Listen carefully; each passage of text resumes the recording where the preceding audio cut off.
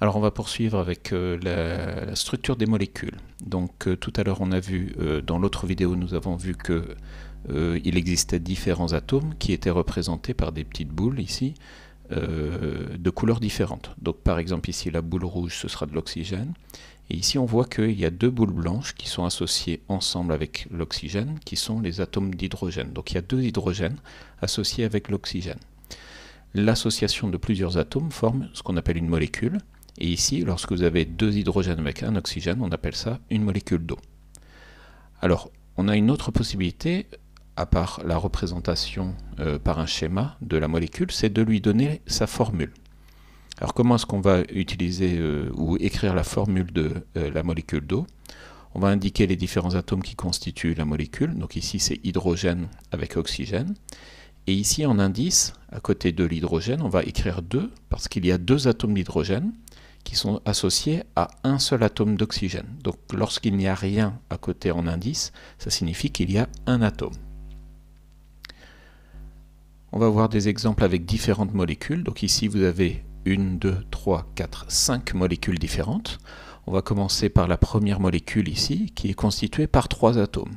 Un atome de carbone en noir et 2 atomes d'oxygène en rouge. Donc la formule sera CO2. 2 atomes d'oxygène et un atome de carbone. Cette formule va permettre de donner le nom à la molécule. Ici, c'est du dioxyde de carbone, dioxyde de carbone. Donc, ici, vous avez la représentation schématique de la molécule, la formule chimique, et ici, le nom de la molécule. On va passer à la deuxième. Vous avez deux boules rouges qui correspondent à 2 atomes d'oxygène. Donc, la molécule sera O2.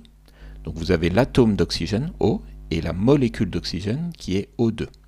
Et cette molécule s'appelle le dioxygène, puisqu'il y a 2 atomes d'oxygène. La troisième molécule, c'est un gaz, c'est le méthane.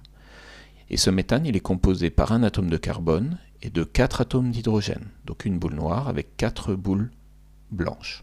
Donc au total, dans le méthane, vous allez avoir 5 atomes qui constituent le méthane.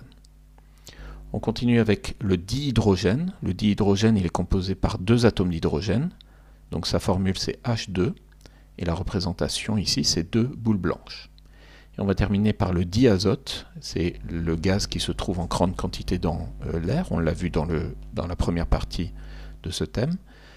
Ici, vous avez donc le diazote. L'atome d'azote a pour symbole N. Et donc la formule de la molécule, c'est N2. Avec une représentation qui correspond à 2 boules bleues. Ici, vous avez un tableau avec les différentes molécules que l'on a déjà vues. On va s'arrêter sur ce qu'on appelle le monoxyde de carbone. Le monoxyde de carbone ressemble beaucoup au dioxyde de carbone, sauf que dans le dioxyde de carbone, vous avez 2 oxygènes associés à un carbone. Ici, vous n'avez qu'un seul oxygène associé au carbone. Donc ce sera un monoxyde de carbone.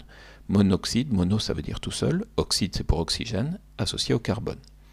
Donc ici, vous avez un atome de carbone avec un atome d'oxygène. Ce gaz de monoxyde de carbone est un gaz très dangereux puisque il n'a pas d'odeur.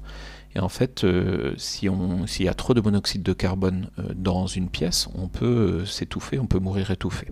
Donc c'est un gaz dangereux. Ici, vous avez le méthane qu'on a déjà vu ensemble et vous avez une représentation schématique de ce méthane CH4 ici. Et vous avez un autre gaz qui est de la même famille que le méthane, c'est ce qu'on appelle le butane.